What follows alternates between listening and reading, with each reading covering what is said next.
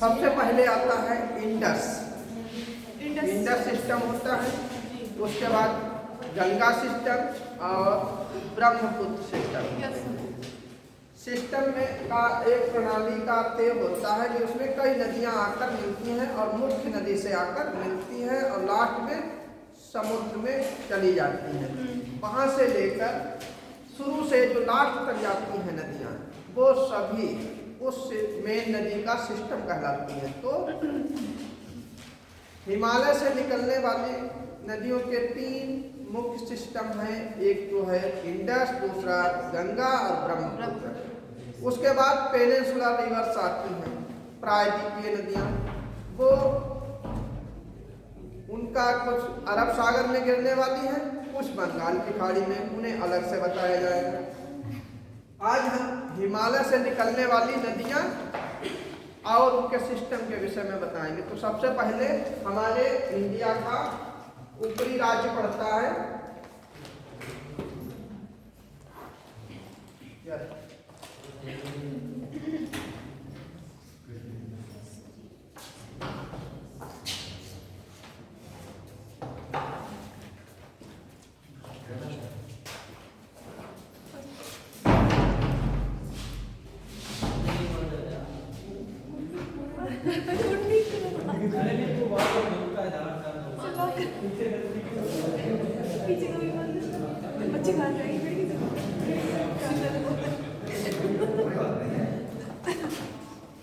यहाँ पर ऊपरी क्षेत्र में हम देखेंगे कि यहाँ पर गिलगित रिवर है, अभी सिस्टम में नहीं है। वो छोटी छोटी रिवर्स हैं, निकलती हैं हिमनदों से और समाप्त होती हैं। यहाँ पर गलवान है, गलवान रिवर, गलवान घाटी का नाम सुना है? गलवान घाटी, वो गलवान नदी की घाटी है। यहीं पर नुब्रा है, नुब्रा घाटी, थोड़ा थोड़ा हटकर है ये। इसके बाद में यहाँ पर एक प्लेट तिब्बत का पठार है, लेकिन वह तिब्बत को ऐसे बना दिया, ऐसे नहीं है, ये इस तरीके का है। यहाँ पर 4000 मीटर ऊंचा, यहाँ 4500, 5000, लास्ट पोजीशन 6000 मीटर तक है। 6010 मीटर तक की इसकी हाइट है। वहां से मानसरोवर झील के पास से इंडस रिवर निकलती है, मतलब सिंधु नदी निकलती है और यहाँ होते हुए भारत में प्रवेश करती है। इसके बाद ये पाकिस्तान की तरफ बहती हुई चली जाती है। ठीक है, अब इसमें देखेंगे कि इसकी कई ट्रिब्यूटरीज हैं, मतलब सहायक रिवर्स हैं, हेल्पिंग रिवर्स हैं। उनमें देखेंगे जो कि पंजाब की 5 नदियां हैं, जिन्हें पंजाब में 5 आकर मिल जाते हैं। झेलम, झेलम, चिनाब, रावी, ब्यास और सतलुज, ये यहाँ तक आती हैं। ब्यास नदी जो है ब्यास कुंड से निकलती है और आगे चलकर झेलम से मिलती है, नहीं रावी से मिल जाती है। और इसके बाद आगे जाकर ये नदियां सभी पंच नदी का निर्माण करती है। 5 नदियां आपस में मिल जाती हैं। सब ब्यास किससे मिलती है? सतलज से। हाँ, लास्ट में सभी सतलज से मिलती हैं। और फिर जब यहाँ पर ये सभी यहाँ सतलज से मिल गई, इसके बाद ये सभी नदियां आपस में आगे बढ़ती हैं 70 किलोमीटर तक। उस जगह को पंच नदी का नाम दिया जाता है। पंच नदी से ये नदियां पंच नदी के नाम से जानी जाती हैं। और पाकिस्तान में काबुल से थोड़ा नीचे की साइड में सिंधु नदी से मिल जाती है, इसलिए ये सब सिंधु की सहायक हैं।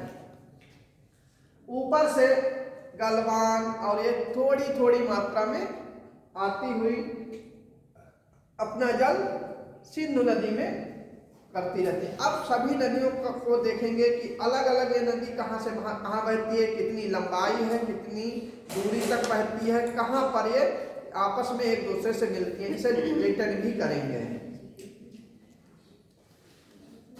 और ये जो छोटी छोटी नदियां हैं, जैसे श्योक है यहाँ पर, यहाँ भी ये वाला भाग है, यहाँ से श्योक रिवर निकलती है, इसका नाम है श्योक। श्योक नाम से ही जाहिर हो रहा है कि शोक मतलब मृतकों की नदी कहलाती है। यूर भाषा में अगर इसे देखें तो ये मृतकों की नदी कहलाती है। कुछ दूरी बहने के बाद ये विलीन हो जाती है। तो सभी नदियों के बारे में थोड़ा नोट भी कराएंगे, इसलिए हमने कुछ नोट किया है, नोट करिए आप लोग। पहले थोड़ा इनके विषय बताएंगे और फिर हम इंडस सिस्टम को बताएंगे। लद्दाख में जो बहती है श्योक, श्योक इसे मृतकों की नदी कहते हैं, श्योक।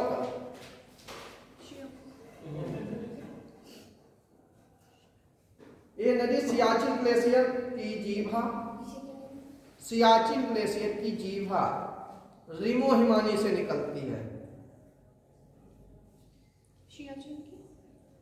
सियाचिन की एक पतली छाल है, जिसे हम लोग जीभ नहीं, मुंह के अंदर होती जीभा, हाँ, रिमो हिमानी से निकलती है।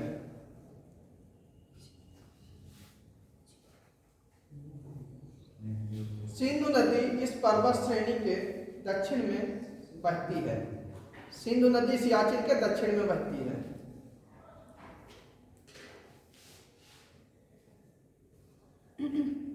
यहाँ पर नुब्रा, नुब्रा नदी, गिलगित नदी दक्षिण में बहती है।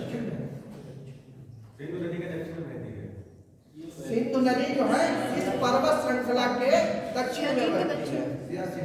हाँ, यहाँ पर इसकी कुछ छोटी शाखाएं, जैसे नुब्रा नदी, अभी छोटे छोटे निशान जो बनाए हैं, नुब्रा घाटी, नुब्रा, नुब्रा एक बार आ चुका है एग्जाम में। नुब्रा, गिलगिट, हुंजा,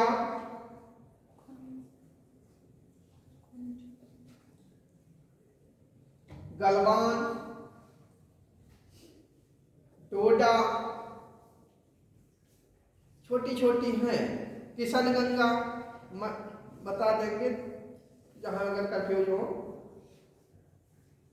वैशव नदी, वैशव नदी,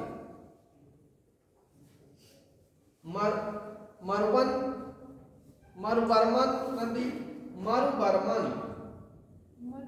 मरुबर्मन नदी, लंबी, लंबी नदी, और यहाँ पर है लिद्दर, लिद्दर, लिद्दर या लिद्दर। लिद्दर को दूसरी भाषा में संस्कृत में लंबोदरी कहते हैं।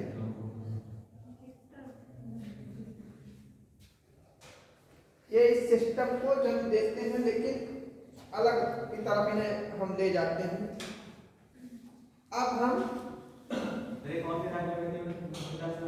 सबका जल लास्ट में तो सिंधु में चला जाता है, क्योंकि वो बड़ी नदी है, समुद्र में तो केवल वही अकेले जाती है। तो सभी शाखाएं वो कहलाती हैं जो उससे रास्ते में मिलती हैं। हाँ, सहायक है, इनका पानी कुछ न कुछ मात्रा में इनमें मिलता रहता है, ये इनका कारण है। सब इंडस के पास ही आती है सभी। तो हम drainage system, Indian drainage system को दो भागों में डिवाइड कर सकते हैं। एक तो हिमालयन रिवर्स है और दूसरी पेनिनसुलर रिवर्स है।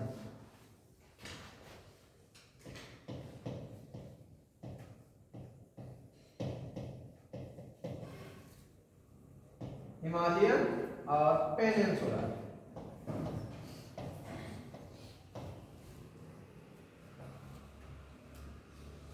इसमें भी हम सबसे पहले इंडस को लिया है, तो उसे आगे की तरफ ले चलेंगे।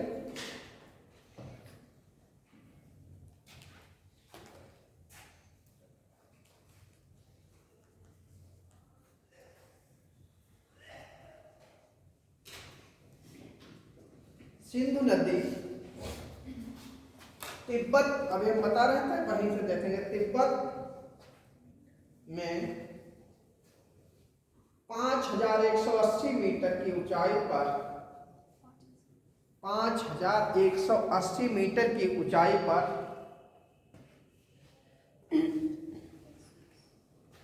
मानसरोवर झील के निकट,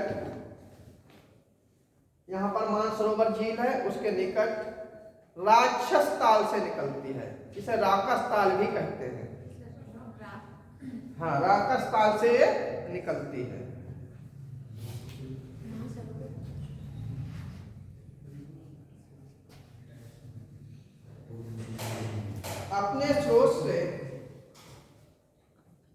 अपने स्रोत से मतलब जन्म स्थान से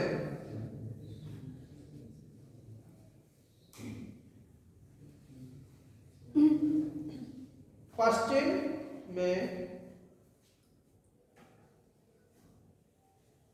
उत्तर पश्चिम में लगभग उत्तर पश्चिम में बहती है, पश्चिम में बहकर उत्तर पश्चिम हो जाती है। लगभग 320 किलोमीटर की दूरी तय करने के बाद, लगभग 320 किलोमीटर की दूरी तय करने के बाद यह नदी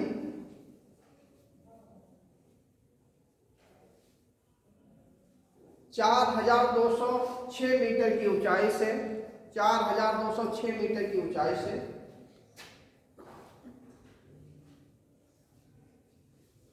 जम्मू कश्मीर मतलब लद्दाख क्षेत्र में, जो लद्दाख क्षेत्र है, जम्मू लद्दाख अलग हो गया और जम्मू कश्मीर अलग है। हाँ, लद्दाख क्षेत्र में, हाँ मतलब यहाँ प्रवेश कर रही है, यहाँ पर है लद्दाख में, ये लद्दाख में प्रवेश करती है। हाँ, अब एक बात अलग नोट कर लेंगे, यहाँ पर ये लेह शहर जो है वो इसके बाएं किनारे पर, दाएं किनारे पर स्थित है, दाहिने किनारे पर स्थित है। लेह सिंधु के दाहिने तट पर है। यहाँ ये अब इंडिया में आ पाई, उतनी दूरी सब तय करने के बाद अब इंडिया में प्रवेश किया इसका। ऊपरी भाग में विशाल गाज बनाती है, ऊपरी भाग में विशाल गाज खड्ड बनाती है, गहरा खड्ड। गाज को क्या कहते हैं? खड्ड, गहरा एक, हाँ खड्ड बनाती है, गाज बनाती हुई कैलाश पर्वत को कई बार पार करती है। कैलाश पर्वत में घूमती रहती है, मतलब कई बार उसे पार करती है। लद्दाख तथा गिलगिट में बहती हुई, लद्दाख तथा गिलगिट में बहती हुई एटोक के पास एक जगह का नाम है एटोक। एटोक, हाँ हाँ, ATTO के एटोक, ऐसे लिखो एटोक,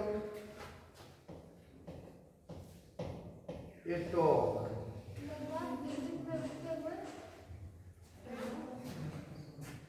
क्या करते हैं?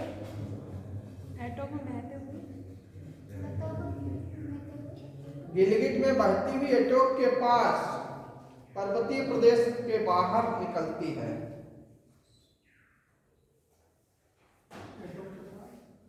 पर्वतीय प्रदेश के बाहर निकलती है।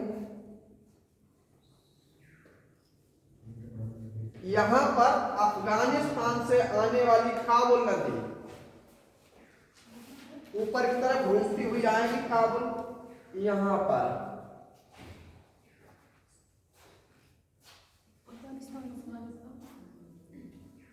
अफगानिस्तान का काबुल नदी इससे मिलती है। अफगानिस्तान से आने वाली लिख लो, काबुल नदी इससे मिलती है एटोक के पास। इसकी प्रसिद्ध सहायक नदियां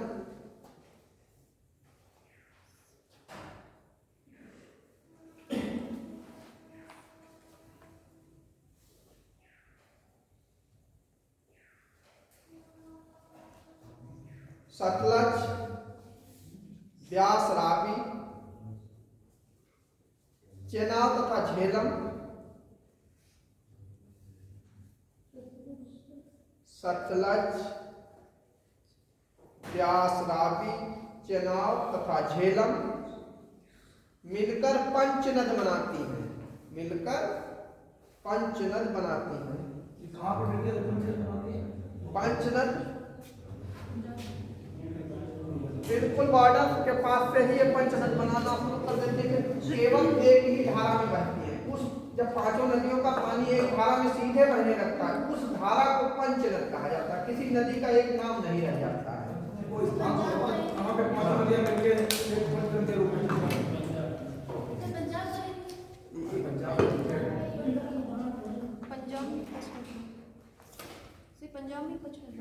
पंजाब में ये पंचनद पंजाब के बाद पंजाब के बॉर्डर पर ही बनाती हैं, जहां पर और फिर कराची के पास ही मिलती जाके एक दूसरे में। मेथनकोट जगह है, जगह का नाम लिखेंगे तो मेथनकोट पाकिस्तान में है, वहां पर ये मिलती जाके मेथनकोट।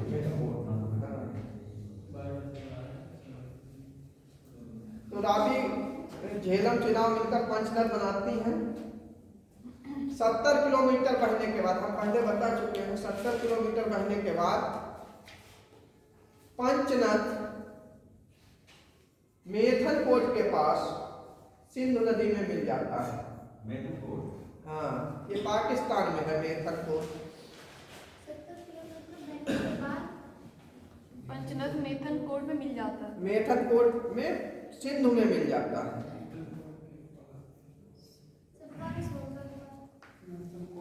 70 किलोमीटर बहने के बाद पंचनद मेथनकोट के पास सिंधु नदी में मिल जाता है। किंतु सिंधु नदी की कुल लंबाई, सिंधु नदी की कुल लंबाई भारत में नहीं, केवल टोटल लंबाई लिखेंगे पहले, 2880 किलोमीटर है। टोटल 2880 है। कराची के दक्षिण में 2880 किलोमीटर, कराची के दक्षिण में 2880 किलोमीटर, कराची के दक्षिण में अरब सागर में गिरने से पहले, कराची के दक्षिण में अरब सागर, हाँ, अरब सागर में गिरने से पहले 2880 किलोमीटर। कराची के दक्षिण में अरब सागर में गिरने से पहले ये डेल्टा का निर्माण करती है।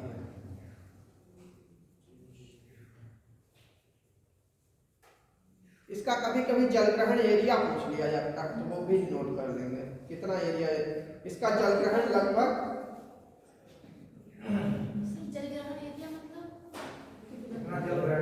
कितने एरिया से इसका पानी आ रहा है, कितने एरिया से, कौन कौन सी नदियां इसकी सहायक नदियां कहाँ कहाँ से कितनी कितनी दूरी से आ रही, उनका पूरा वर्ग एरिया कितना है, ये मतलब होता है। क्या चीज? नाम नहीं, डेल्टा बनाती है, उसका नाम नहीं, उसे सिंधु डेल्टा कहेंगे और कोई नाम नहीं है। अब लिखेंगे इसका जो एरिया है 1165,000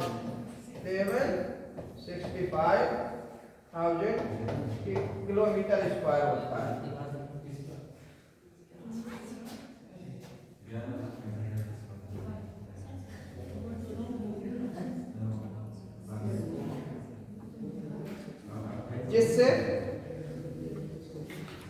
जिसमें इंडिया का लिखेंगे बेटा, इंडिया का अलग से लिखे, हमें भारत की ही आवश्यकता है, तो ये टोटल है और इंडिया में कितना है वो भी लिख ले,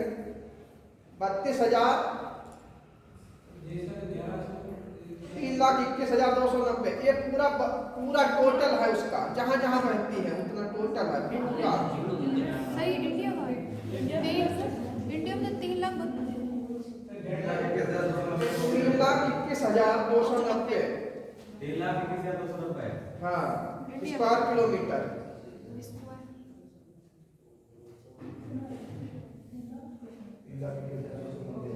पाकिस्तान के साथ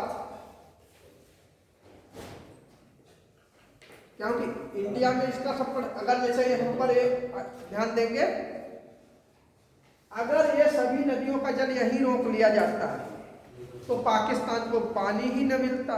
तो यहाँ पर एक जल समझौता हुआ था, वो भी कभी कदार पूछ लिया जाता है। सर ये हो भी रहा है, प्रेजेंट में भी तो हो रहा है। हाँ, उसे रोकने लिख के लिए लेंगे। सर एक बांध भी मतलब बनाया गया है। हाँ, सर फ्यूचर में ऐसा हो सकता है कि पूरा मतलब पानी बंद कर दिया जाए। सर ये तो 5 नदियों को सर कैसे कि बंद कर दिए सिंधु को। बात नहीं करेंगे।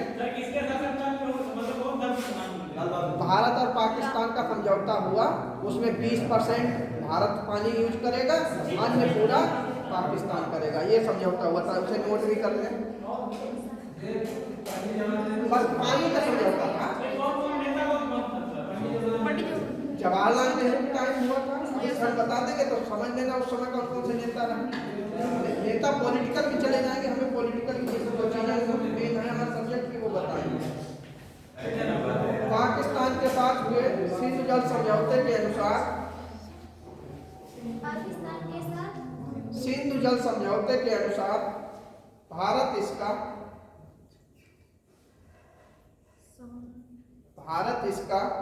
41,950 लाख घन मीटर, 41,950 लाख घन मीटर पानी की यूनिट है। घन मीटर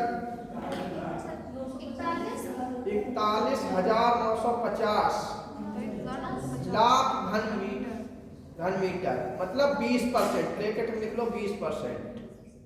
ये निश्चित किया जो होगा 20% ही हम यूज करते हैं। ये तो पानी को पता है। ये पानी रोक नहीं लेंगे। अगर यहाँ डैम बना के रोक लेते तो एक नहीं जाता। हरि के बैराज जहाँ बना हुआ है वहां से सब नदियों में पानी रोक लें तो पाकिस्तान बिल्कुल सूखा हो जाएगा।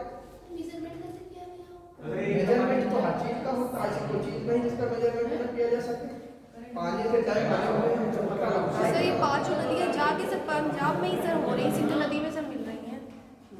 जो आप हाँ, पंजाब के सर मिल जाती पाकिस्तान है। में उसके बाद 70 किलोमीटर सीधे बढ़ती है, फिर माइथन कोट में मिलती जाती और सब पाकिस्तान में ही मतलब मिल रही है बात। नहीं, पाकिस्तान के बाहर मिलती जाते हैं सब। पाकिस्तान में नहीं, उसमें पंजाब में नहीं मिलती, पाकिस्तान में मिलती। हाँ, जो है पंजाब का वो भी भाग है, लेकिन ये पीछे ये जो भाग है ये भी पंजाब ही है, लेकिन पाकिस्तान का पंजाब है। मिलती तो पंजाब में ही है, लेकिन इंडिया के पाकिस्तान ना हो, पंजाब ना होकर पाकिस्तान वाले पंजाब भाग में मिलती है। और फिर 70 किलोमीटर सीधी बहती है, माइथन कोट में जाकर इंडस में मिल जाती है। अब ध्यान देंगे जो मेन क्वेश्चंस होते हैं कि इसके दाएं किनारे कौन मिल रहा है, इसके बाएं किनारे कौन मिल रहा है, ऐसे क्वेश्चन आते हैं। ये 20% जल प्रयोग का समझौता हुआ है। यानी इतना जब पाकिस्तान पे बनेगा नहीं, इंडिया 20% इंडिया तो ऊपर कितनी दुनिया सर मतलब 20% कैसे सर यूज करेंगे? इंडिया वाले यूज करेंगे, 80% पाकिस्तान के लोग यूज करेंगे। हाँ। जो अलग नहीं हमारे उसमें कुछ लिमिटेड नदियां हैं। ध्यान देंगे, विश्व स्वास्थ्य संगठन होता है और अन्य भी कम्युनिटीज होती हैं। जो चीज हमारे पास है, इंडिया में और भी बहुत सी नदियां हैं, लेकिन उधर तो है ही नहीं, तो फिर वहां बिल्कुल सूखा हो जाएगा। ऐसा नहीं कर सकते हैं। 20% केवल इंडस ही हमारे पास थोड़ी है। इंडस बिल्कुल कम हो तब भी हमारे यहाँ तो सब पहाड़ी क्षेत्र है, हमें पानी की यहाँ कम आवश्यकता है। इसके बाद जो नीचे की नदियां उनका हम यूज ही कर रहे हैं। यहाँ पर हरि के बैराज बना है, उससे इंदिरा गांधी नहर निकाली गई नीचे, वो राजस्थान को सींच रही है। और इधर और नदियां हैं, अभी बताएंगे।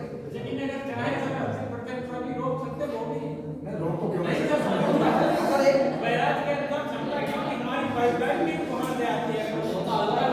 ये तो एक जबरदस्ती होगी, समझौता समझौता होगा। समझौता सर उसी टाइम सर हुआ था जब सर वहाँ पर सर है नहीं, जो इधर से जा रहे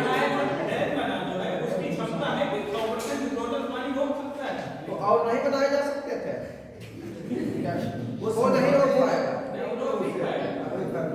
सर अगर रुक भी अब जाता जो मेन चीज है उसे नोट कर लीजिए।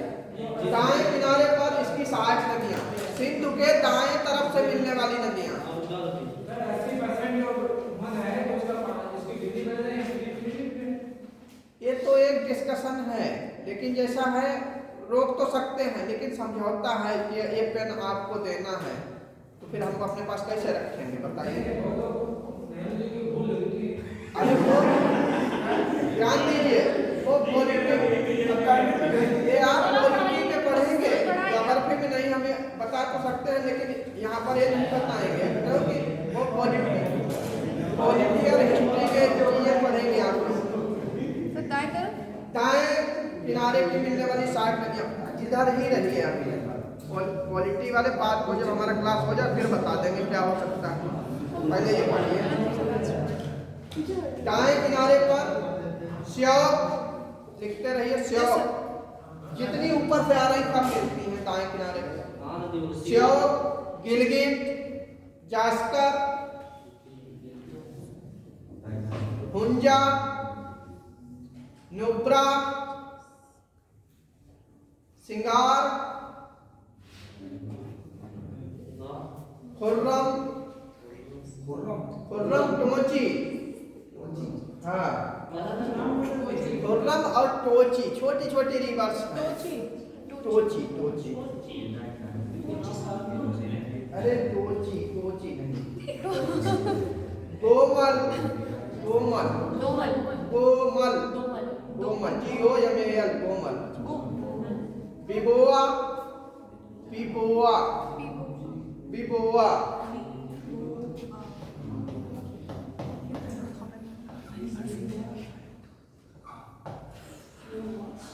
बिबोआ,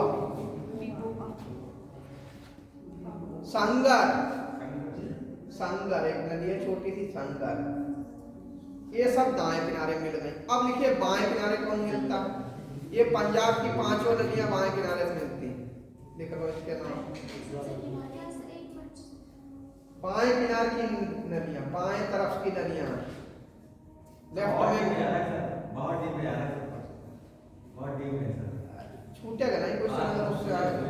सारी चीजें बाएं किनारे की नदियां पंजाब की लिखिए सभी, सतलज, ब्यास, रावी, चेनाब, झेलम प्रमुख हैं।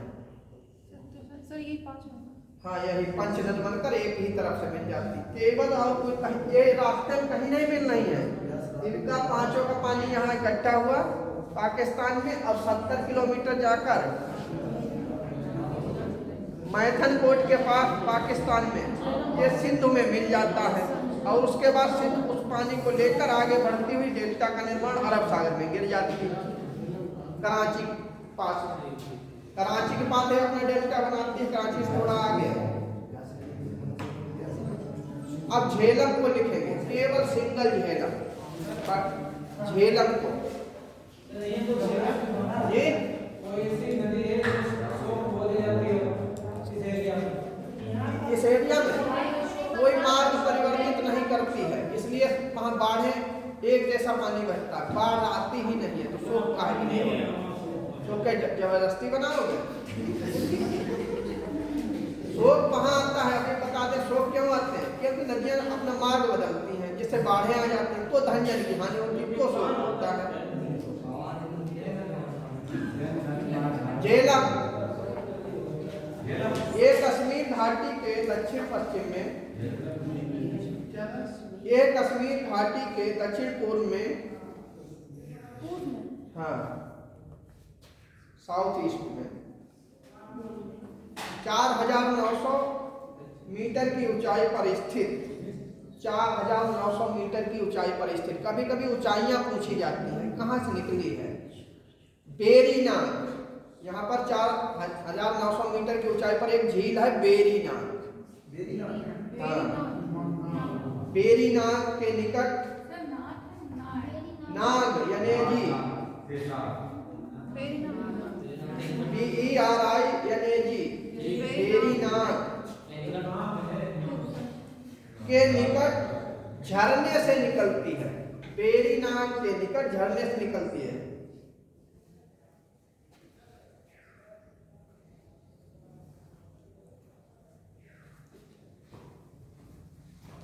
ये पीर पंजाल पर्वत में गीर पंजाल श्रेणी में लिख लीजिए। गीर पंजाल पर्वत में लगभग लांबिक दीवारों, मतलब ऐसे, यहाँ ध्यान देंगे हाथों की तरफ हमारे सीधे खड़े पहाड़ हैं, इधर भी, बीच में खाड़ी है, तो इधर का भी पानी आता है, इधर का भी पानी आता है, वहां से इसका निर्माण होता है। लांबिक लिखें, लांबिक पार्श्व वाले,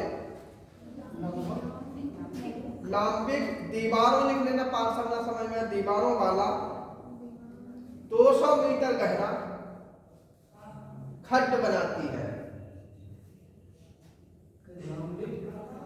लांबिक दीवारों वाला 200 मीटर गहरा खड्ड बनाती है।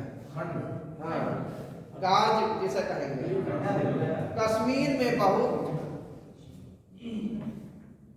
बहुत सी नदियां इससे आकर मिलती हैं। ये हुंजा, गिलगित सब इससे मिलती हैं, फिर इधर आ जाती हैं। इनका पानी इधर भी आ जाता है थोड़े, कोई लिमिटेड नहीं होता कि कोई चीज यहाँ तक ही सीमित हो जाए।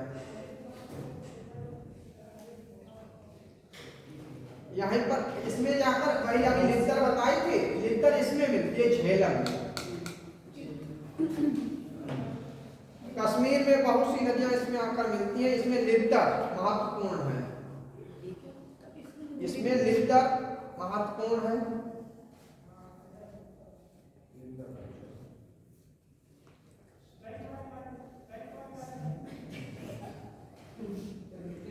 मुजफ्फराबाद के पास, अब ये नदी क्या है, झेलम, मुजफ्फराबाद के पास बात, ये नदी 170 किलोमीटर लंबी, 170 किलोमीटर लंबी भारत पाकिस्तान सीमा बनाती है। मुजफ्फराबाद के पास से नीचे की तरफ आती है, 170 किलोमीटर भारत पाकिस्तान की सीमा बनाती है। लगभग 400 किलोमीटर की दूरी तय करने के बाद, 400 मीटर, हाँ किलोमीटर, मीटर में क्या है, ऊंचाई थोड़ी है। 400 किलोमीटर की दूरी तय करने के बाद यह नदी पर्वतीय प्रदेश को छोड़कर मैदानी भाग में प्रवेश करती है।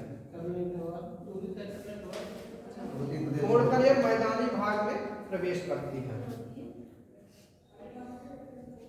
पर्वतीय भाग को छोड़कर मैदानी भाग में प्रवेश करती है। ट्रिम्मू के निकट, ट्रिम्मू, जम्मू मत लिखना, ट्रिम्मू, हाँ ट्रिम्मू के निकट चिनाव में मिल जाती है। झेलम कहाँ मिलती है, चिनाव में, ट्रिम्मू के पास, हाँ ट्रिम्मू के पास, चिनाव में मिल जाती है। ट्रिम्मू जगह का नाम है, जैसे शाहजहांपुर और ये सब ऐसे शहर है, ये छोटा सा। इसकी कुल लंबाई 700, कभी कभी झेलम की कुल लंबाई पूछी जाती है, 724 किलोमीटर है। 724 किलोमीटर। अब चेनाब को देखेंगे, देखिए सीरियल बनाएंगे, पहले इंडस को बता दिया, इसके बाद झेलम है, झेलम ट्रिम्मू के पास चिनाव में मिल गई। अब चिनाव को बताएंगे, चिनाव आगे आकर ब्यास में मिलेगी, फिर ब्यास को बताएंगे, फिर उसके बाद फिर पंचनद को बताएंगे, पूरा सिस्टम हो जाएगा। ठीक, आगे देखेंगे चिनाव। चिनाव को हिमालय में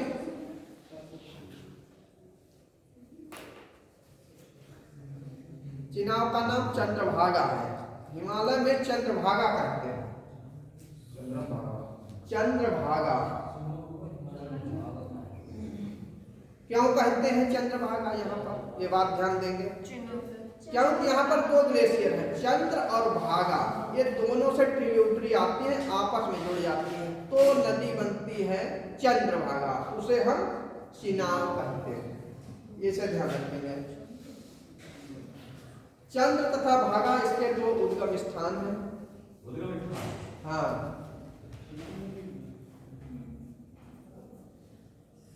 जो कहाँ पे है ये भी जगह ध्यान रखो। लाहुल के 12 लाचा, लाहुल के 12 लाचा दर्रे के दोनों ओर स्थित हैं।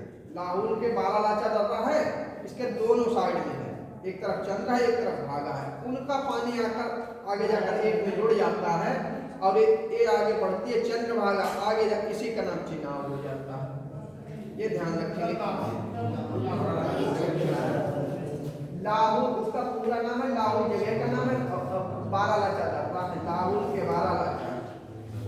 पूरा नाम किसी का लो, किसी का अधूरा ले लो, बारालाचा अधूरा।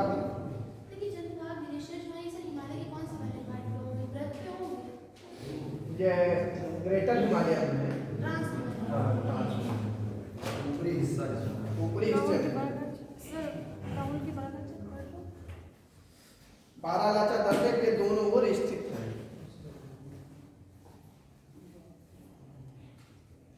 जो पीर पंजाल के समानांतर जो फैला कहाँ है, पीर पंजाल के समानांतर कुछ दूरी तक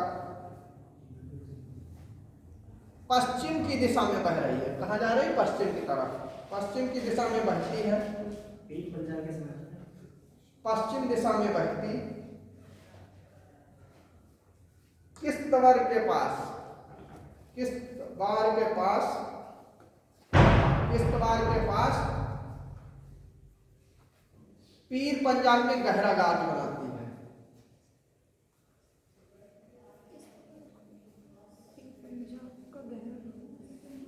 गहरा गाज पीर पंजाल के में गहरा गाज बनाती है।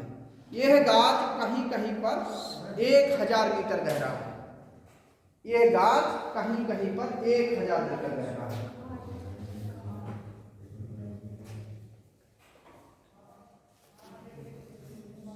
इसके बाद ये अखनूर के पास, अखनूर जगह का नाम है, अखनूर के पास, हाँ, मैदान में प्रवेश करती है।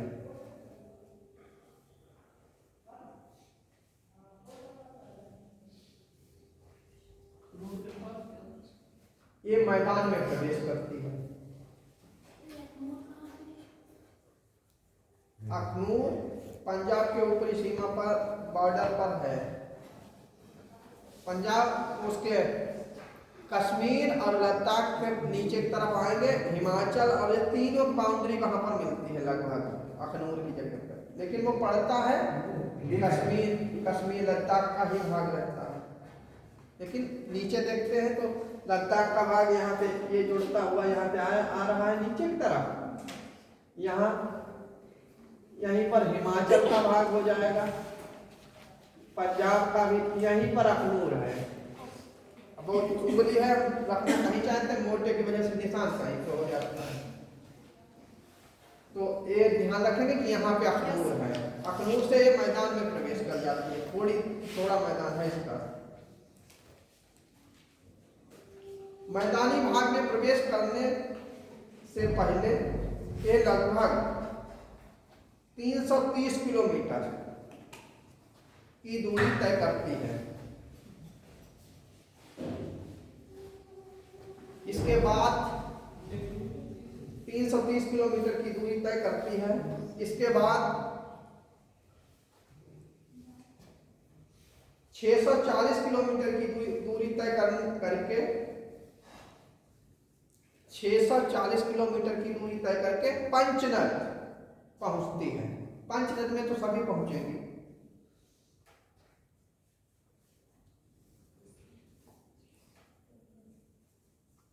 यहां पर यह झेलम और रावी नदियों का जल ग्रहण करके, झेलम और रावी दोनों का पानी अपने में ले लेती है। जल ग्रहण करके सतलज नदी में मिलती है। सतलज नदी में मिलती है।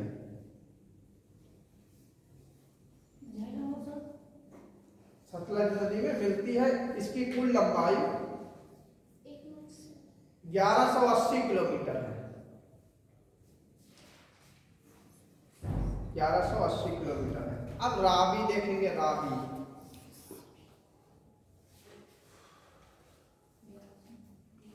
ये नदी 1180 किलोमीटर। ये नदी रोहतांग दर्रे के निकट बल्टी भाग से निकलती है। ये नदी रावी रोहतांग दर्रे के निकटवर्ती भाग से निकलती है। क्या चीज?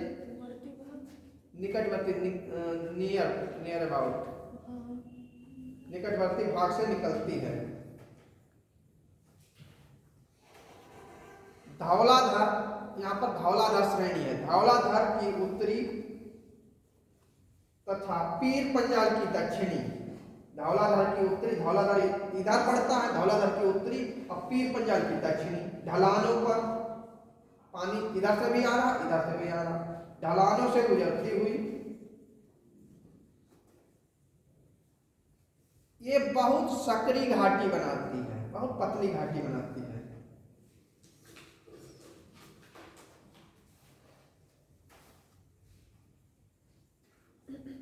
बहुत सकरी घाटी बनाती है। नहीं, घाटी तो नहीं बनाती है। वहां घाटी की जगह गाज लिखते हैं, गाज बनाती है, गड्ढा बनाती है, सकरा गाज बनाती है। इसके बाद माधवपुर के स्थान पर मैदान में प्रवेश करती है।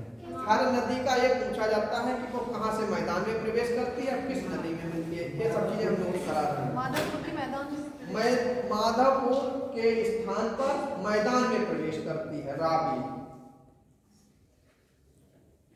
अपने उद्गम स्थान से शुरू होकर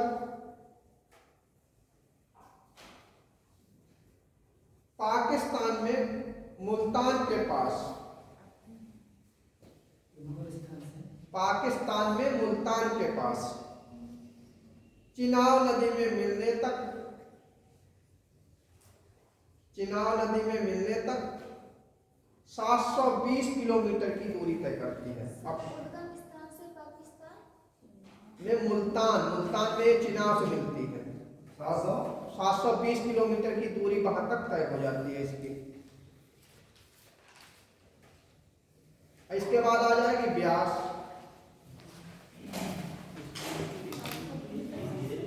ब्यास नदी ये भी रोहतांग दर्रे से निकलती है। रोहतांग दर्रे में 4062 मीटर की ऊंचाई से, रोहतांग दर्रे में 462 मीटर की ऊंचाई पर स्थित ब्यास कुंड, वहां एक कुंड है ब्यास कुंड से निकलती है। 4062 मीटर की ऊंचाई पर है ब्यास कुंड से निकलती है। 62 मीटर की ऊंचाई पर ब्यास कुंड से निकलती है। यह 900 मीटर गहरा गाज बनाती है। 900 मीटर गहरा गाज बनाती हुई धौलाधार पर्वत श्रृंखला को पार करती है। धौलाधार पर्वत श्रृंखला को, धौलाधार रेंज को पार करती है। धौलाधार को जब पार कर लेती है तो पंजाब आ जाता है। धौलाधार को पार करती है। पंजाब के होशियारपुर जिले में, पंजाब के होशियारपुर जिले में स्थित एक जगह का नाम है तलवाड़ा। होशियारपुर जिले में एक जगह का नाम है तलवाड़ा नामक स्थान पर मैदानी भाग में प्रवेश करती है। तलवाड़ा से मैदानी भाग में प्रवेश करती है। तलवाड़ा नामक स्थान में प्रवेश करती है, मैदानी भाग में प्रवेश करती है। इसके बाद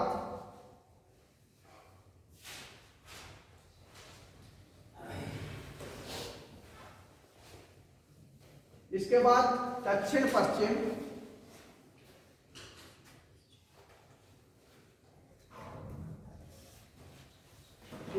दक्षिण पश्चिम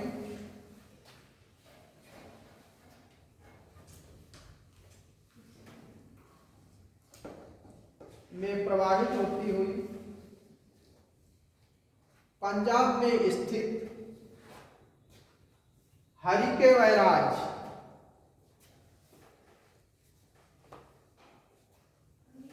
इसी नदी पर हरिके बैराज बना है। हरिके बैराज हरिके नामक स्थान पर सतलज में मिल जाती है। हरिके नामक स्थान, भाई हरिके बैराज है और हरिके जो जगह का नाम है हरिके नामक स्थान पर सतलज में मिल जाती है।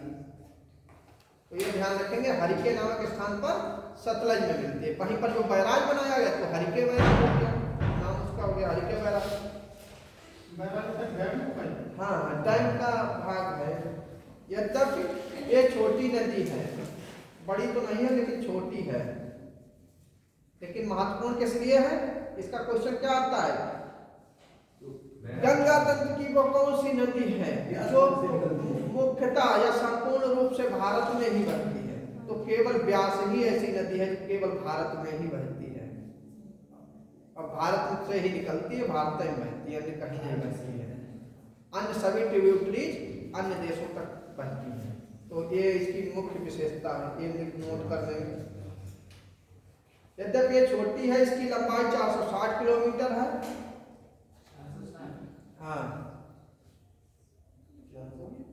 60 किलोमीटर है तथा सिंधु तंत्र की एकमात्र नदी है जो पूर्णतः भारत में बहती है।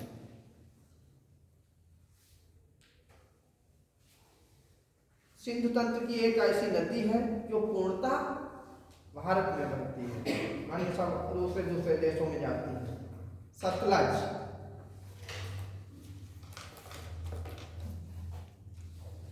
इस नदी का उद्गम स्थान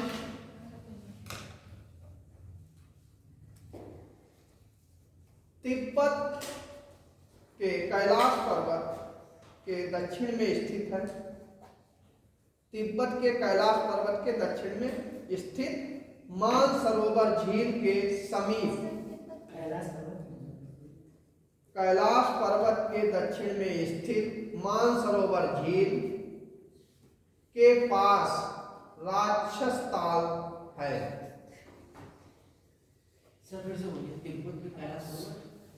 कैलाश पर्वत के दक्षिण में स्थित मानसरोवर झील के समीप राक्षस ताल है।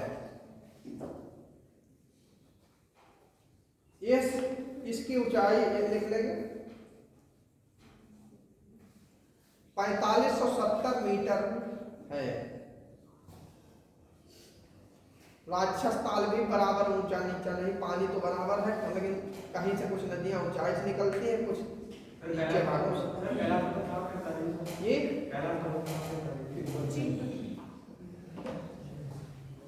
कैलाश पर्वत का ये वाला भाग है, यहाँ से कैलाश शुरू हो जाता है, जहाँ से हम हिमाचल का ये पूरा भाग एक कैलाश का भाग होता है। कैलाश में ही तिब्बत है, तिब्बत के पास, इसी में तिब्बत के पठार पर ही मानसरोवर झील है। मानसरोवर झील के दक्षिण पूर्व की तरफ देखेंगे तो यहाँ पर राक्षस ताल है, इसी से इंडस निकल गई और यहीं से सतलज नीचे की तरफ आ गई है। ये जगह का है। इसकी ऊंचाई सतलज की देख ली 4570 मीटर। राक्षस ताल से निकलकर ये नदी, राक्षस ताल से निकलकर ये नदी किधर को जा रही है? पश्चिम में प्रवाहित होती है। जैसा लोकेशन है वैसे लिखते रहेंगे तो कुछ रिटर्न मैटर हो जाएगा। यहाँ से निकली सीधे पश्चिम को बह रही है, यही लिखना है कि ये पश्चिम को बहती है। और यहाँ पर है सिपकी दर्रा। कौन सा? सिपकी दर्रा। सिपकी दर्रे को, सिपकी दर्रे के निकट हिमालय में सिपकीला थांगला को अलग चीज है, सिपकी दर्रा है, छोटा सा है। निकट हिमालय में सकरी घाटी बनाकर भारत में प्रवेश करती है।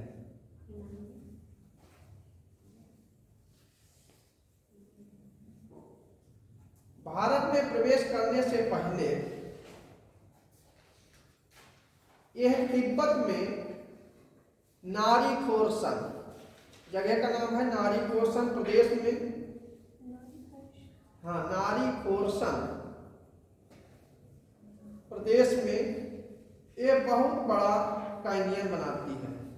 नारी घोरसन प्रदेश में बहुत बड़ा कैनियन बनाती है, गाज बनाती है। प्रवेश करने से पहले यह नारी घोरसन के पास बहुत बड़ा गाज बनाती है या कैनियन। जब गाज का बड़ा रूप होता है तो कैनियन कहते हैं। जैसे अमेरिका का ग्रांड कैनियन गाज का ही बड़ा रूप होता है कैनियन, जिसकी तुलना संयुक्त राज्य अमेरिका के ग्रांड कैनियन से कर सकते हैं। सर कैनियन तो गाड़ी का बड़ा रूप होता है उसका। गड्ढा बहुत बड़ा गड्ढा होगा कैनियन। हाँ तो बात तो वही है, ऐसा बोलेंगे हम ये बोलेंगे। ग्रांड कैनियन से की जा सकती है। चौड़ाई ज्यादा हो जाती है।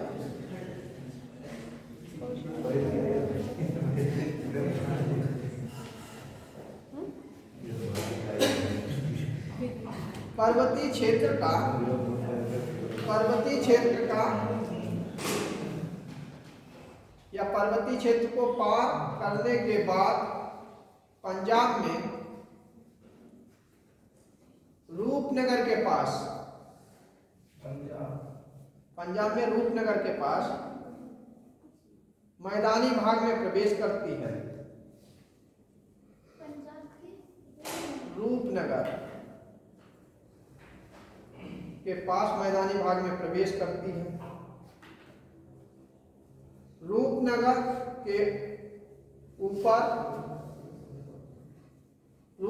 के ऊपर नैना देवी धार,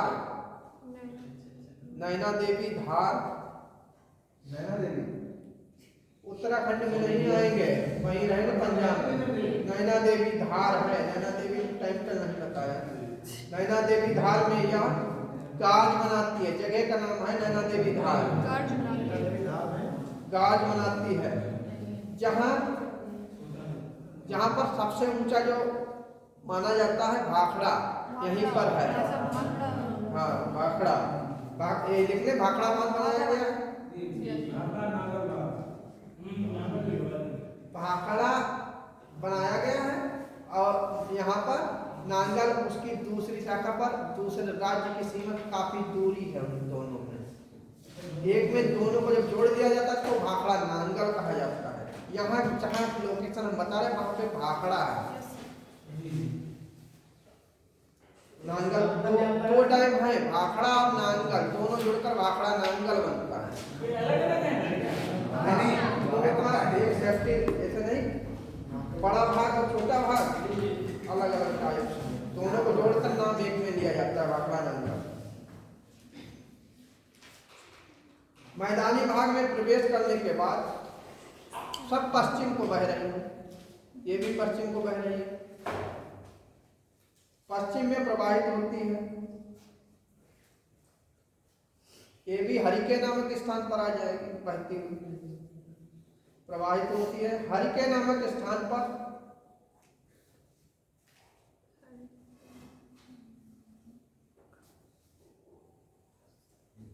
ब्यास नदी से मिलती है।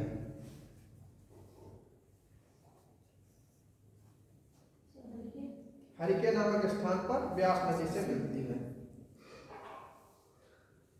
और क्या करती है, फिरोजपुर से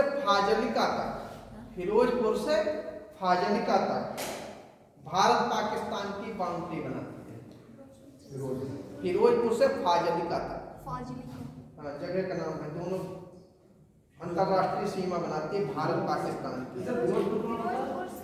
फिरोजपुर पंजाब का है, फाजिल्का भी वही है, मगर उस स्थान से उस स्थान तक ये सीधी बहती बाउंड्री फाजिल्का तक भारत और पाकिस्तान की सीमा बनाती है या अंतरराष्ट्रीय सीमा बनाती है। इसके आगे भी ये बहती है। इसके बाद ये रावी चिनाव झेलम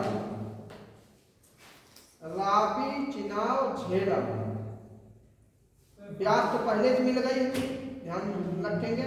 रावी चिनाव झेलम नदियों का फाजिल्का तक भारत पाक की सीमा बनाती है, अंतरराष्ट्रीय सीमा। उसके बाद रावी चिनाव झेलम नदियों का संयुक्त पानी लेकर यहाँ से मिलकर पाकिस्तान में आता है,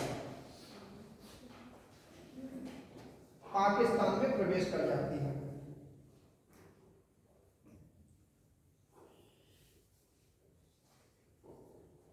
और ये जब पांचों जब एक में मिल जाती हैं तो यहाँ ये नहीं, इसका नाम सतलज है कि सतलज जब बड़ी हो गई तो इसी का नाम, यहाँ से यहाँ तक का जो 70 किलोमीटर की जगह है वो पंचनद के नाम से जानी जाती है। क्या नाम से जानी जाती है?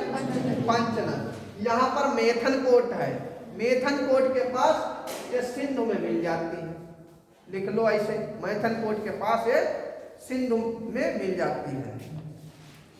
कहाँ मिलती है? मेथनकोट के पास। पाकिस्तान में है, कहाँ पे है? पाकिस्तान में देखेंगे दिखेगा, मैप पे है। मैथनकोट नामक स्थान पर सिंधु में मिल जाती है या गिर जाती है या जुड़ जाती है, जो भी लिख सकते हैं। इसकी लंबाई 1450 किलोमीटर है, लेकिन भारत में 1050 किलोमीटर, क्योंकि वो पाकिस्तान में कुछ दूरी तय करती है। 400 किलोमीटर पाकिस्तान में बहती है और 1050 किलोमीटर भारत में, 400 किलोमीटर उसका क्षेत्र पाकिस्तान में चला जाता है। इसके बाद ये पूरा बात फिनिश हो गया है, ठीक है। अब हम यहाँ उत्तराखंड में आएंगे और गंगा तंत्र को जन्म देंगे। यहीं से यहाँ पर ये उत्तराखंड में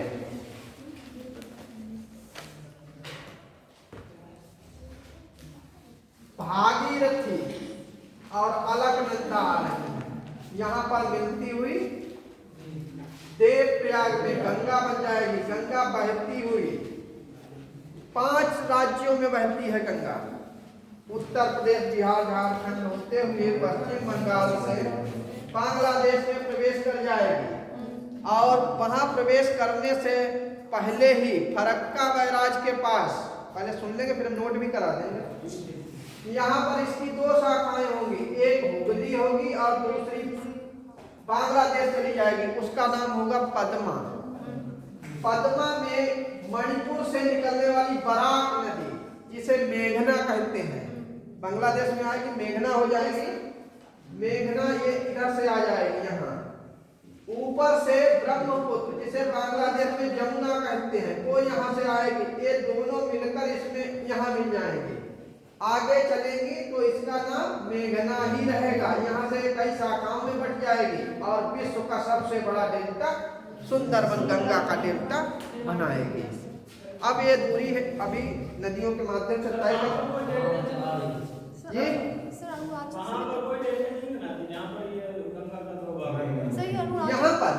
यहाँ तो बांग्लादेश है, क्या जमीन पर डेल्टा अरुणाचल प्रदेश से भी तो सर तो बहती है। अगर डीप नहीं पढ़ेंगे, हल्का पढ़ेंगे तो यहीं पे कह देंगे गंगा नदी में यहाँ से गिर गई, बांग्लादेश में डेल्टा बनाती है। सही, अरुणाचल प्रदेश से भी ब्रह्मपुत्र से हाँ तो ब्रह्मपुत्र ये लेके आए ऊपर से, ब्रह्मपुत्र को यहाँ जमुना कहते हैं। Yes sir. तो पद्मा जमुना मिल गई। आगे चलकर इसका पानी इस बराक नदी, बराक का नाम है मेघना, मेघना का जल और इन सभी नदियों का जल मिलकर विश्व का सबसे बड़ा डेल्टा, लेकिन छोटों का नाम हटा दिया जाता है, बड़ों का रखा जाता है, इसलिए गंगा ब्रह्मपुत्र का डेल्टा कहलाता है। विश्व का सबसे बड़ा डेल्टा कौन कहा जाएगा? गंगा का। और मेघना इन्हें सबको किनारे कर, लेकिन मालूम होना चाहिए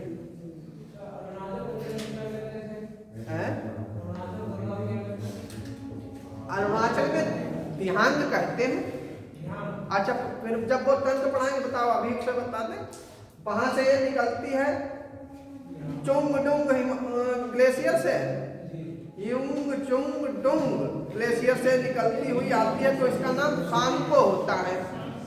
सांगपो आकर नेपाल की सीमा में जैसे ही प्रवेश कर जाती है और यहाँ तक आती है, तो इसे जैसे नाम चबरवा से नीचे की तरफ मुड़ती है, ठीक है, वहां पर इसे दिहांग कहते हैं। अरुणाचल में दिहांग कहेंगे। आगे आकर ये जैसे ही आसाम में प्रवेश करेगी, इसका नाम ब्रह्मपुत्र होगा और ये 2 शाखाओं में बट जाएगी। वहां पर जब 2 शाखाओं में बटेगी तो ये मांजुली का निर्माण करेगी। उसके बाद फिर सीधे बहेगी, फिर गुवाहाटी के पास 2 छोटी शाखाओं में बट जाएगी, वहां पर उमानंद का निर्माण करेगी और फिर आगे आकर बांग्लादेश में प्रवेश कर जाएगी। बांग्लादेश में प्रवेश करने पर इसका नाम जमुना हो जाएगा। जमुना जाकर इधर से गंगा की उत्तरी जो भाग है पद्मा उससे मिल जाती है और आगे पानी बहता हुआ पराग नदी जिसे मेघना कहते हैं, मेघना का जल संयुक्त रूप से आगे जाकर बंगाल की खाड़ी में गिर जाता है। वहां पर विश्व का सबसे बड़ा डेल्टा सुंदरबन तैयार हो जाता है। सर उत्तर प्रदेश में कानपुर में सबसे बड़ी क्या शहर? हाँ शहर में कानपुर है। हाँ हाँ, गंगा के किनारे का सबसे बड़ा शहर कानपुर ही है। सबसे गंदा पानी। हाँ, वो गंदा और उससे नहीं मतलब बड़ा छोटा पूछा गया, वही चीज बताएंगे। अब इसमें देखेंगे, अभी हम की व्याख्या करेंगे कि कौन सी नदी यहाँ पर नंदका मिलेगी, मंदाकिनी मिलेगी, पिंडार मिलेगी, इनके सब नंद प्रयाग और सब प्रयाग बताएंगे। अभी सुनते रहेंगे। यहाँ पर जब यह मिल जाती है तब इसका नाम गंगा होता है, उससे पहले गंगा नहीं होता। भागीरथी और ये सीधी नदी अलकनंदा आ रही है, ये 2 मेन होते हैं ट्रिब्यूटरीज, इनसे मिलकर आगे गंगा का निर्माण होता है। गंगा में अधिकतर नदियां ऊपर की आती हैं, कुछ नदियां प्रायद्वीप से भी आती हैं। गंगा की सबसे बड़ी सहायक नदी यमुना है जो यहीं पर यमुनोत्री से निकलती है और इसके पैदल बहती हुई इलाहाबाद में इससे मिल जाती है। ये अभी सुनेंगे, नोट भी कराएंगे। यहाँ से आने पर इसमें चंबल के लिए बिल्कुल ध्यान रखेंगे कि ये बीहड़ों के लिए फेमस है। घड़ियाल इसी में पाए जाते हैं। वो कौन सी नदी है जिसमें घड़ियाल पाए जाते हैं? एक बार ऐसा क्वेश्चन बना था तो ये चंबल आती है इसमें। पेतवा जिसे बेत्रवती कहते हैं, पेतवा भी इसी में मिलती है। और केन यहाँ पर आकर इसमें मिल जाती है। अब क्योंकि ये मिलती तो इसमें है लेकिन इन सबका पानी ले जाकर ये गंगा में मिलाती है तो इन्हें गंगा की सहायक नदियां कहते हैं। लेकिन ये मुख्य रूप से किसकी सहायक है? यमुना की। हाँ। अब ध्यान देंगे, नदी इधर को जा रही, वो नदी इधर को जा रही थी, अब ये नदी इधर को जा रही। अब जो इधर से मिल रही है ये दाहिने तरफ की है, ऊपर से जो मिलेंगी वो बाएं तरफ की नदियां होंगी।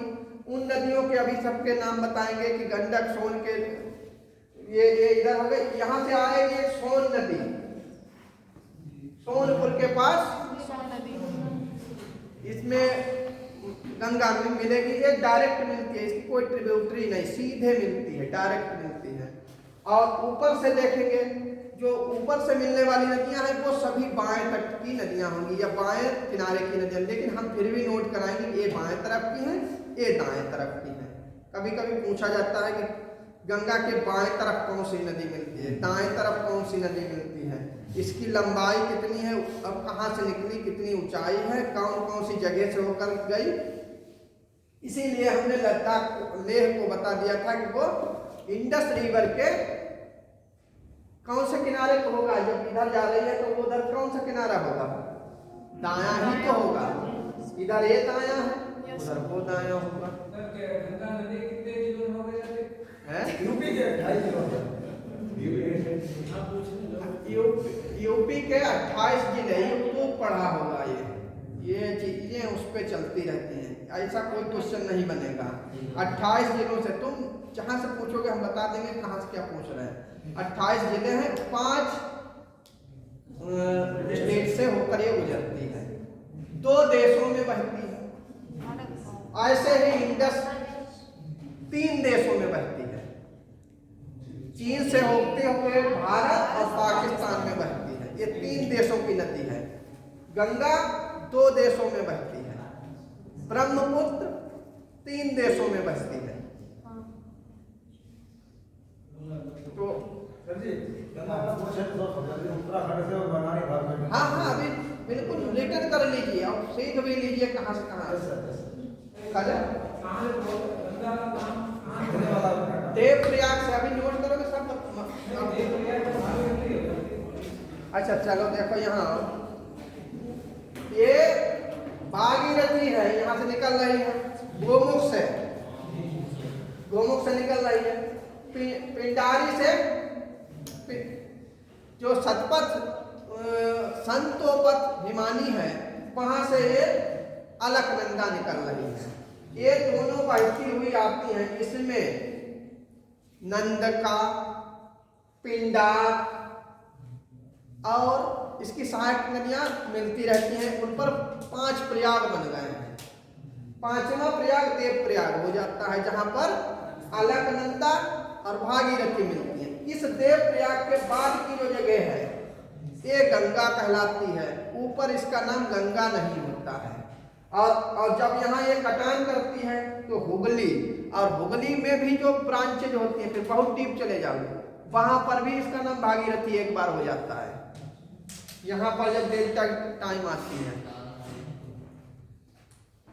तो फिर यहाँ से इसे फिर गंगा के नाम से जाना जाता है। फिर इसकी सहायक नदियां आती हैं, कुछ नोट भी कर लें। जिसे समझना है पूछते रहेंगे कि ऐसा क्यों, कहाँ से आई है। गंगा पातन हिमालय के, पहले गंगा को बताएंगे फिर सब इनकी सहायक नदियां बता देंगे। हिमाच्छादित क्षेत्रों से गंगा सिस्टम है, इसमें देखेंगे हिमालय के हिमाच्छादित क्षेत्रों से निकलने वाली नदियां। अरे बर्फीले क्षेत्रों से निकलने वाली नदियां कौन कौन सी हैं, उनके पहले नाम लिख लीजिए। यमुना,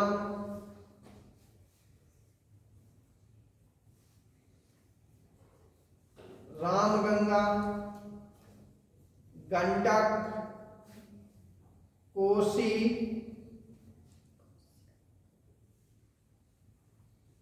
अब एक मैदानी नदी मिलती है, क्वेश्चन वो भी बनता है। फुलहार झील से निकलती है गोमती। पूरनपुर के पास माधव टांडा के पास है तालाब, उसका नाम है फुलहार झील। उस झील से ये निकलती है फुलहार झील। पीलीभीत जिला है, उसमें पूरनपुर तहसील है। उस तहसील से एक रोड गया है माधव टांडा ब्लॉक की तरफ। उस रोड से बाईं साइड में एक जगह पर झील है, उसका नाम है फुलहार झील। उस झील से गोमती का निर्माण होता है। वहां पर ये बिल्कुल दिखाई नहीं देती है। वहां से आकर जब हम शाहजहांपुर की तरफ देखेंगे तो ऊंचाई के पास है शाहजहांपुर में। अब फिर बहुत यहाँ इसी की व्याख्या होगी, ये आगे बढ़ाएंगे। तो एक मैदानी नदी है गोमती, जो इसमें मिलती है। प्रायद्वीपीय नदियां कुछ मिलती हैं, उनके नाम लिख लेंगे, जैसे चंबल है, बेतवा है, केन है, सोन है। चारों निशान लगे हुए हैं, ध्यान रखेंगे। चंबल, बेतवा, केन, सोन, ये प्रायद्वीपीय नदियां हैं जी। प्रायद्वीप से निकल कर आती है पठारी भाग से, प्रायद्वीपीय होती थोड़ी है। प्रायद्वीपीय एरिया से, जो 3 ओर जल से घिरा स्थल का भाग होता है वो प्रायद्वीप कहलाता है। उस भाग से जो नदियां निकल कर आती हैं वो प्रायद्वीपीय नदियां कहलाती हैं। प्रायद्वीप नदी थोड़ी हो जाएगी जी। प्रायद्वीपीय भाग पेनिनसुलर इंडिया, देखिए ऐसे भारत है, भारत का ये वाला भाग, अब तो समझ आ रहा होगा। ये वाला, यहाँ से बहने वाली नदियां ये प्रायद्वीपीय कहलाएंगी। हाँ, वो कहीं जाएंगी प्रायद्वीपीय नदियां कहलाएंगी। अब गंगा तंत्र में गंगा नदी को देखेंगे। गंगा गढ़वाल हिमालय में, गढ़वाल के नीचे कुमायूं हिमालय का पार्ट आ जाएगा। गढ़वाल हिमालय में 7010 मीटर की ऊंचाई पर स्थित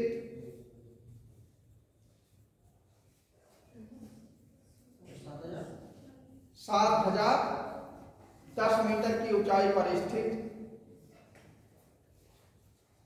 गंगोत्री हिमनद से निकलती है।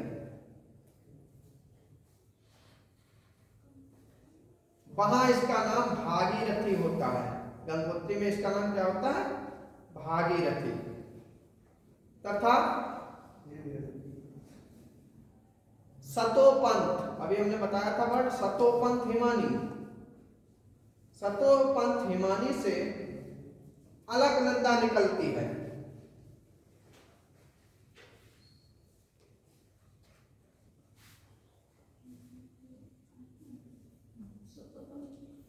हिमानी से अलकनंदा निकलती है और देवप्रयाग में मिलकर ये फोटो लगाएंगे।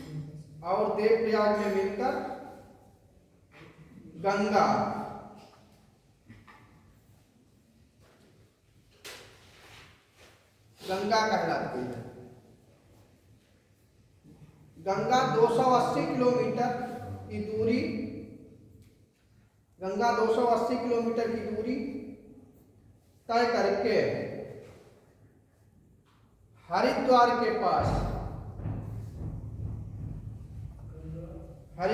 पास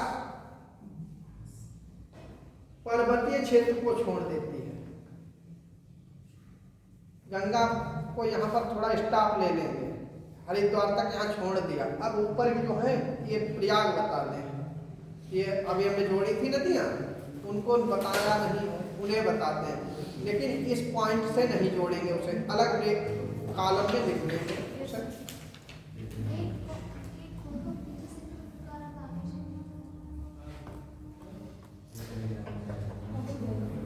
ये नदी है, यहाँ ध्यान देंगे, ये नदी, इसका नाम है धावली गंगा।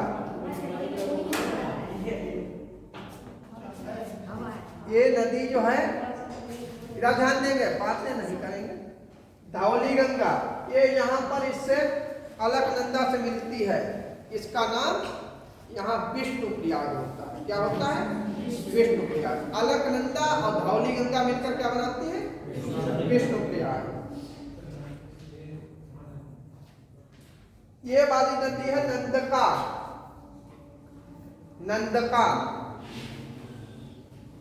कहीं कहीं कुछ किताबों में नंदाकिनी लिख देते हैं, लेकिन नंदका है इसका नाम। नंदका जो मिलती है अलकनंदा से तो नंद प्रयाग बनता है।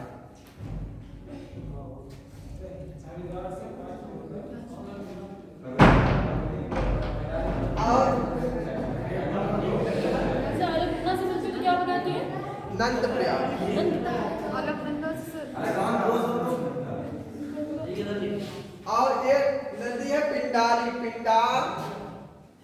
पिंडार हिमनद से निकलती है पिंडार नदी, ये आकर यहाँ पर मिलती है तो निर्माण हो जाता है रुद्रप्रयाग का। पिंडार कर्ण प्रयाग, पिंडारी कर्ण प्रयाग का निर्माण करती है। और यहाँ पर केदारनाथ का मंदिर है। मंदाकिनी बहती हुई सीधे आती है, यहाँ मिलती है। यहाँ पर रुद्रप्रयाग होता है, रुद्रप्रयाग। और आगे देवप्रयाग बता ही चुके हैं।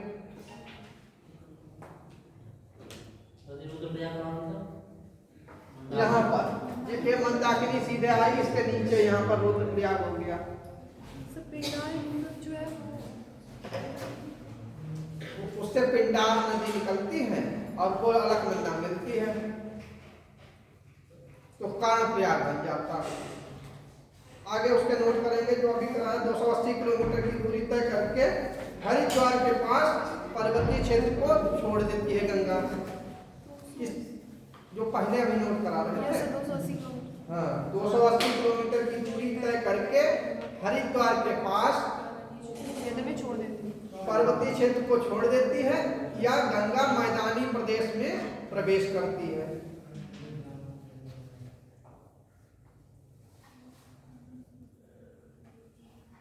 इलाहाबाद के पास इसमें यमुना नदी मिलती है।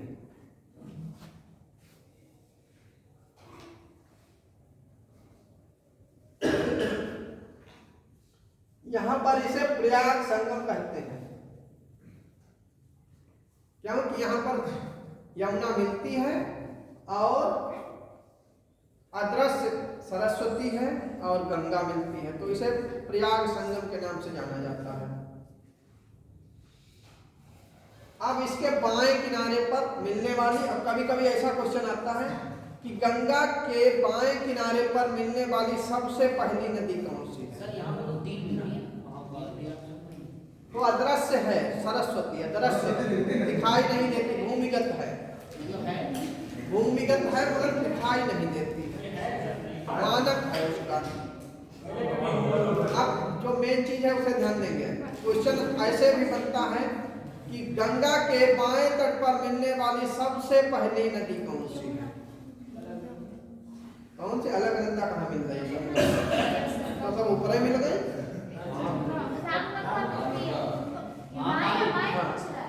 बाएं बाएं बाएं किनारे लिख लो महाकाली नदी। इसके बाएं किनारे पर क्रम से लिखना, पहला कौन, दूसरा कौन, तीसरा कौन।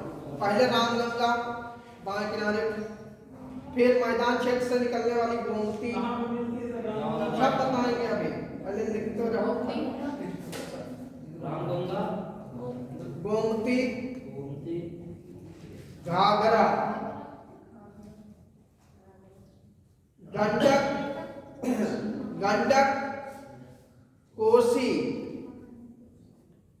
एवं महानंदा। महानंदा जो है दार्जिलिंग की पहाड़ियों से निकलती है, सीधे मिलती है। महानंदा लास्ट मिलती है सबसे। और इसके दाएं किनारे की नदियां लिखो। गंगा के दाएं किनारे की 2 ही नदियां हैं, इनको लिख लीजिए। दाएं किनारे पर यमुना और सोन।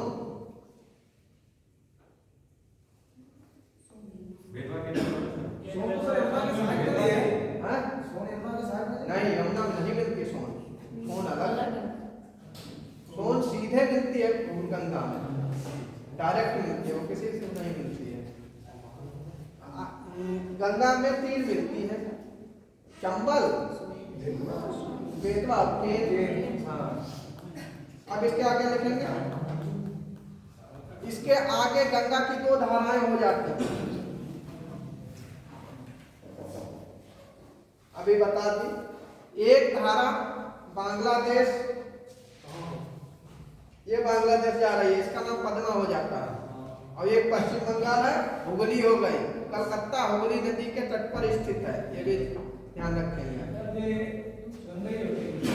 गंगा के ही 2 भाग हो गए वहां पर।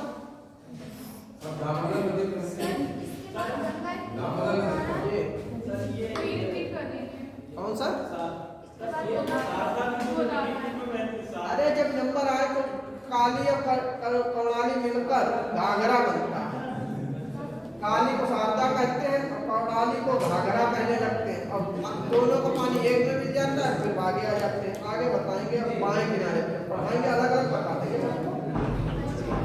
करिए, घबराइए नहीं, तो सब क्वेश्चन बने हुए, क्रम चलने दीजिए आगे। दामोदर हाँ मिलती है, यहाँ पर बंगाल का स्रोत हुगली में मिलती है, कलकत्ता से पहले हुगली में दामोदर मिलती है। लेकिन गंगा में, गंगा जब तक एक गंगा कही जाती है जब तक नहीं मिलती है, इसीलिए मुख्य में 2 ही रखते हैं। दामोदर को हुगली की सहायक नदी मानते हैं। दामोदर छोटा नागपुर के पठार से बहती हुई सीधे हुगली में मिल जाती है। नासिक यहाँ कहाँ आ गया? नासिक तो यहाँ महाराष्ट्र नीचे चला जाएगा।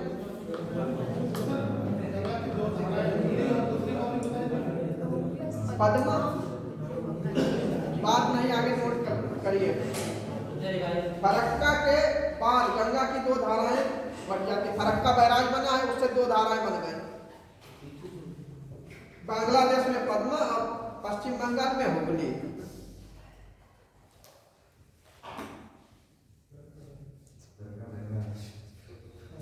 आगे ध्यान देंगे, पद्मा में आकर जमुना मिलती है, जिसका नाम ब्रह्मपुत्र है, बांग्लादेश में जमुना कहते हैं। यहाँ आकर मिल जाती है। आगे मणिपुर से निकलने वाली बराक नदी, जिसको जब बांग्लादेश में प्रवेश करती है तो उसका नाम हो जाता है मेघना। इसका पानी आगे आकर इन सबका एक में एकत्र हो जाता है और डेल्टा का निर्माण करती है, जो विश्व का सबसे बड़ा डेल्टा होता है। बराक नदी या मेघना जो है इससे आकर मिलती है, ऐसे लिख लीजिए। और संयुक्त धारा से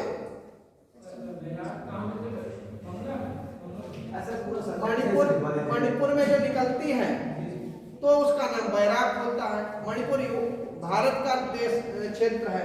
जैसे ही बांग्लादेश में आती है तो उसी का नाम बदल देते हैं, मेघना कर देते हैं। सभी नदियों के नाम बदलना है। ब्रह्मपुत्र आ रही उसका जमुना कर दिया, गंगा आ रही उसको पद्मा कर दिया, बराक आ रही उसको मेघना कर दिया, सबको जोड़ के डेल्टा बना दिया। यहाँ ऐसा ध्यान रखेंगे कि नाम बांग्लादेश ने सबके चेंज कर दिए। जो नदी ऊपर से आई सबका नाम यहाँ चेंज किया और फिर बंगाल की खाड़ी में गिर गए। एक कहानी जैसी बना के याद रखिए। यह संयुक्त धारा जो आकर मिलती है इससे हम मेघना करते हैं। और मेघना जो होती है और हुगली में, अब ये भी नोट कर लेंगे, हुगली में दामोदर आकर मिलती है। दामोदर को पश्चिम बंगाल का शोक कहते हैं क्योंकि मार्ग बदलती रहती है। दामोदर पश्चिम बंगाल का शोक कहलाती है। अब गंगा की टोटल लंबाई नोट कर लेंगे। गंगा की कुल लंबाई 2525 किलोमीटर है। कभी कभी अलग अलग राज्यों में पूछा जाता है। 5 राज्यों में पहले बता चुके हैं।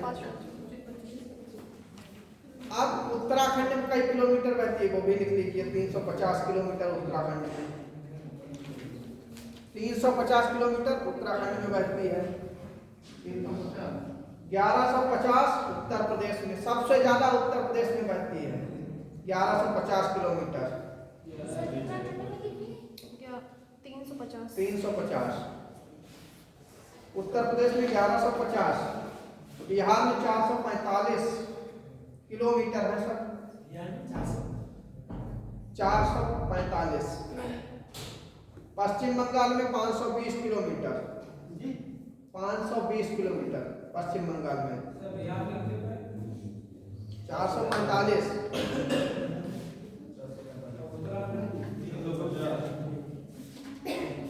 और शेष भाग पश्चिम बंगाल 520 किलोमीटर, शेष भाग बांग्लादेश। और इसका ड्रेनेज एरिया मतलब अफवाह क्षेत्र।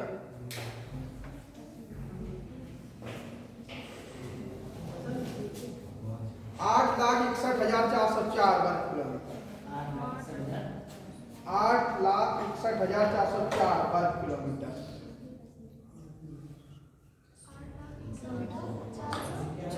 4 वर्ग किलोमीटर।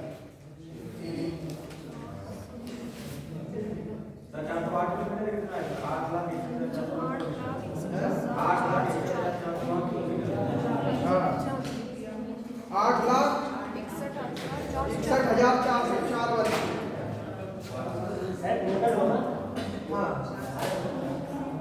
टोटल थोड़ा क्षेत्र नहीं रह तो मिल जाती है। रायसेन का एरिया आता है छत्तीसगढ़ का, भाई बिहार में ही जोड़ दिया उसका एरिया। थोड़ा भाग पड़ता है, ऐसे पड़ता है 80 किलोमीटर के, 75-80 किलोमीटर ये झारखंड में बन पाती है। केवल 75-80 किलोमीटर, वो अलग नहीं किया है। 520 किलोमीटर बहती है बांग्लादेश नहीं, वेस्ट बंगाल में 520 है। बांग्ला बची हुई बांग्लादेश में जितनी बची है केवल इंडिया। राज्य में सर इसमें तो आज के राज्य में सर झारखंड भी है। झारखंड 75 किलोमीटर है। राज्य में सर झारखंड नहीं है। हाँ, रायसेन वाला पूरा एरिया आता है 75-80 किलोमीटर। यमुना को देखेंगे, अरे लिख लो एक तो टाइम से ऐसे तैयारी करो। यमुना 2 लाइन में लिख डालो। सर बोल दीजिए आप। सर बोलिए। यमुना ये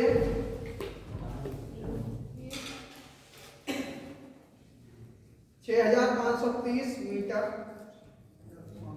ऊंचाई यमुनोत्री ग्लेशियर से निकलती है। अब 6530 मीटर की ऊंचाई से यमुनोत्री ग्लेशियर से निकलती है। गंगा के पैरेलल बहती हुई, पैरेलल समानांतर बहती हुई ताजेवाला नामक स्थान पर, पूरा नोट नहीं कराएंगे क्योंकि ताजेवाला में मैदान में चली जाती है। ताजेवाला नामक स्थान पर मैदान में प्रवेश करती है।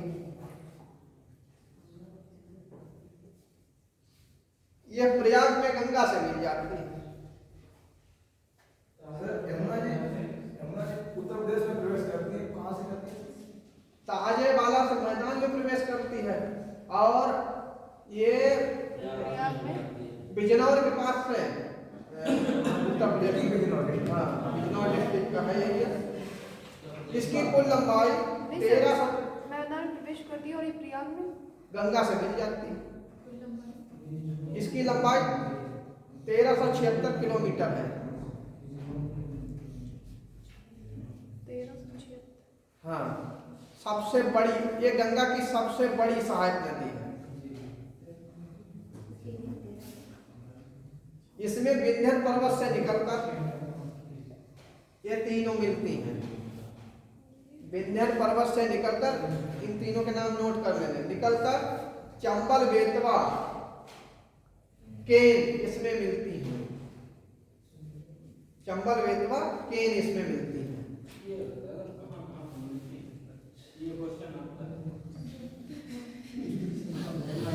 घाघरा, जब इन नदियों को स्पेशल पढ़ाएंगे तो सब चीजें निकल के आएंगी। अब बीच में उसे जोड़ोगे गलत समझ ही नहीं आएगा, एकदम टिपिकल हो जाएगा, इससे ऊब जाओगे, पढ़ना बंद कर दो। घाघरा, इसे सरयू के नाम से जाना जाता है। सही नदी। घाघरा लिख लो 2-3 लाइन में से। सरयू, अयोध्या में इसे सरयू कहते हैं घाघरा को।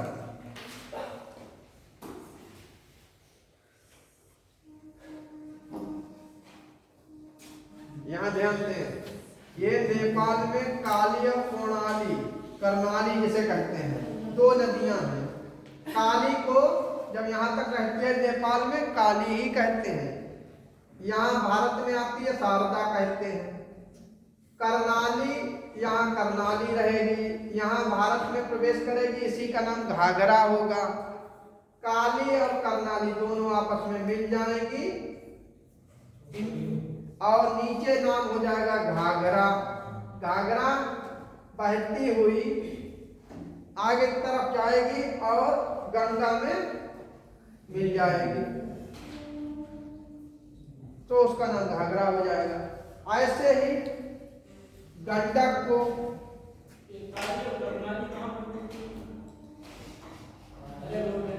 मामचाचुंग, पूरी बात को नोट करेंगे। मामचाचुंग हिमालय से दोनों निकलती हैं। नेपाल के में बहने के बाद भारत में जैसे ही प्रवेश करती हैं तो जो शारदा है वो बिहार के बॉर्डर पर जैसे ही प्रवेश करती है, वो जंगल का एरिया है और